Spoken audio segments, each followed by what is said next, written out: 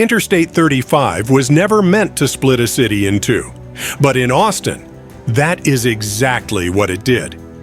Every single day, nearly 200,000 vehicles are pushed through a narrow strip of concrete that runs straight through the city's core.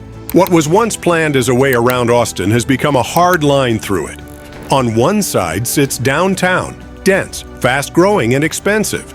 On the other, East Austin, a community shaped by decades of separation, limited access, and unequal investment. Between them stands I-35, not just as a highway, but as a physical barrier that changed who could move freely and who could not. This road did not appear by chance. Its path followed lines drawn long before the first car ever touched its pavement. Lines tied to planning decisions that still shape Austin today. As traffic grew, the highway rose higher, wider, and louder, tightening its grip on the city around it. Now, more than 50 years later, Austin is facing a choice.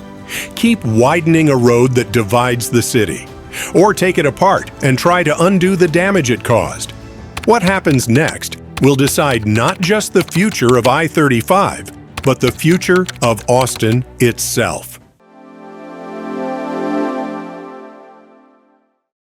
When Interstate 35 was built in the 1950s and 1960s, Austin was smaller, slower, and shaped by planning decisions rooted in segregation-era policy. Decades earlier, the city's 1928 plan had formally designated East Austin as the area for non-white residents. When federal highway construction arrived, routes were often placed along these political and racial boundaries, carving through neighborhoods with the least power to resist. In Austin, that route became I-35. Over time, the highway grew taller and more dominant. Elevated decks loomed above city streets. East-west crossings narrowed or disappeared. Property values diverged on either side of the road. What began as transportation infrastructure became a permanent physical and social divide. Today, roughly 85% of traffic on this section of E35 originates locally. This is not simply a long-distance freight route. It is Austin moving within itself, forced through a corridor never designed for the city it would become. The strain on I-35 does not stop at Austin's city limits. Between San Antonio and Austin lies one of the most congested stretches of interstate highway in the entire United States. The corridor connects Dallas to Fort Worth, Oklahoma City, Kansas City, and Minneapolis to St. Paul, while also carrying international trade and freight north from Mexico. Commuters, trucks, and regional travelers all compete for the same space. Originally built with narrow shoulders, outdated interchanges, and mid-century safety standards, the corridor has become increasingly unreliable and dangerous. By the early 2000s, it was clear that patchwork widening would no longer work. Austin needed reconstruction on an entirely different scale. As pressure built across the entire I-35 corridor, Texas transportation leaders were left with a clear reality. What was happening in Austin could no longer be solved with small fixes. It required a response at a state level. That response is known as My Mobility 35. Overseen by the Texas Department of Transportation's Austin District, My Mobility 35 is a multi-project initiative designed to overhaul Interstate 35 in and around the Texas capital. It combines roadway reconstruction, capacity expansion, and major improvements to pedestrian, bicycle, and non-vehicular infrastructure. At its core are three massive projects: I-35 Capital Express North, Capital Express Central, and Capital Express South. Together, they represent billions of dollars in investment and more than a decade of coordinated construction. This is not a future plan. Construction is already reshaping the corridor. The most ambitious and complex element of My Mobility 35 is the I-35 Capital Express Central Project. Stretching roughly 8 miles between US 290 East and SH 71, this central segment runs directly through downtown Austin. With a price tag of around $4.5 billion, it is one of the largest urban highway reconstruction efforts underway in the United States. Instead of widening upward, engineers are taking the interstate down. The existing elevated decks are being removed. Main lanes are being lowered below grade. 4 non-tolled, high-occupancy vehicle-managed lanes are being added, 2 in each direction, increasing capacity without encouraging unlimited new traffic growth. Lowering an active interstate is extraordinarily complex. Crews must relocate decades-old utilities, manage flood-prone soils, and dismantle structures never intended to be taken apart, all while keeping nearly 200,000 vehicles moving every day. That complexity is visible above ground. At the Martin Luther King Jr. Boulevard crossing, crews are actively installing bridge beams and preparing for phased demolition and reconstruction. Once complete, the rebuilt bridge will be wider than its predecessor and include a dedicated safety buffer separating pedestrians from traffic, correcting decades-old design limitations.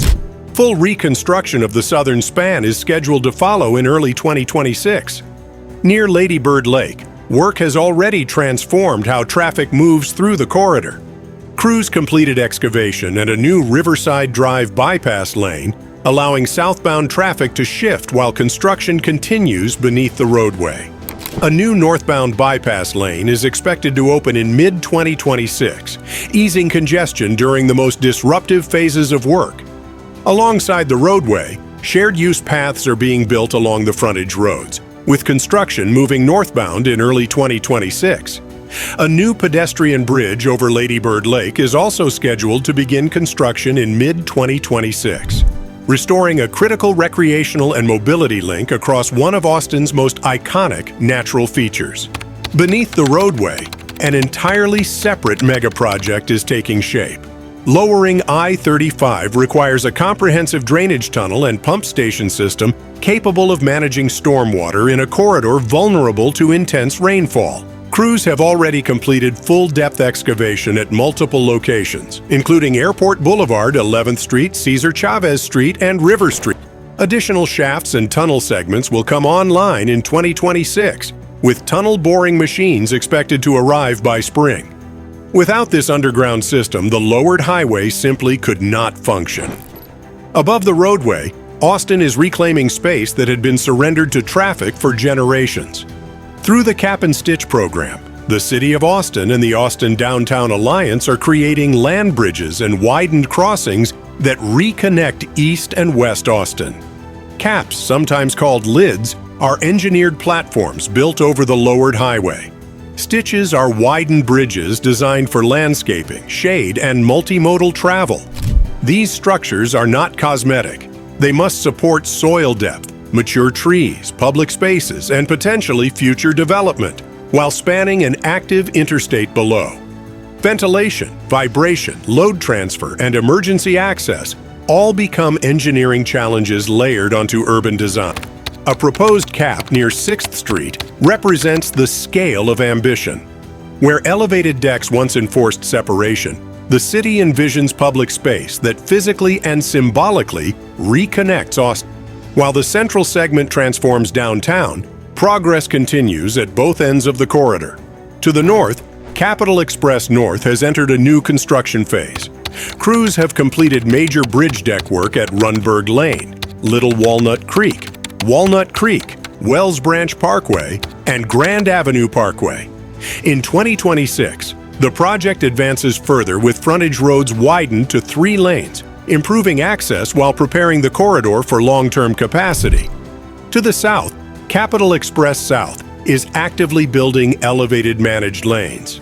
By late 2025, crews had completed nearly half of the required bent caps and more than 60 support columns, along with beam placement across the Stastny Lane Bridge and panel installation on the elevated structure. These projects ensure that the central transformation functions as part of a continuous regional system, not an isolated fit. Projects like Boston's Big Dig buried highways entirely at extraordinary cost. Austin is taking a different path. By selectively lowering I-35 and reconnecting the city above it, this project represents a middle ground between full tunneling and unchecked expansion. It offers a model for modernizing aging urban interstates without repeating the planning decisions that created them.